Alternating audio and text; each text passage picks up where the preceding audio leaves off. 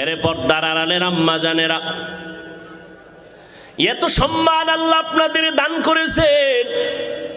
কিয়ামত পর্যন্ত যদি কেউ আলাদাভাবে নারীদের সম্মান বাড়াতে চায়, খোদার কসম নারীদের সম্মান বাড়ানোর কোনো পথ নাই। যত পথ আমার আল্লাহ বাড়ায় দিয়ে রাখছেন নবীর মাধ্যমে।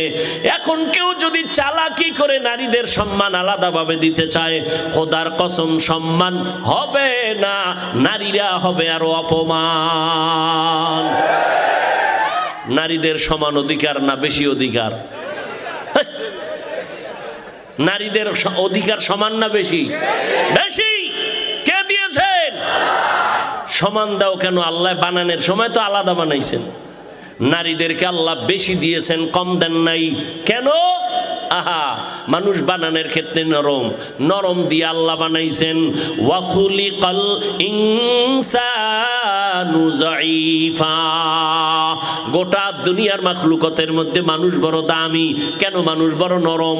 আবার মানুষের মধ্যে পুরুষের তুলনায় নারীরা নরম, নারীদের মর্যাদা অনেক বেশি।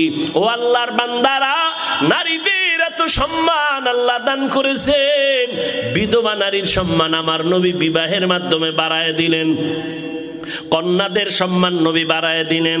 একটু আগেও তো বলেছিলাম, যেই বাবা একটা কন্যা পেয়েছেন একটা জান্নাতের মালিক, দুইটা কন্যা পেয়েছেন দুইটা জান্নাতের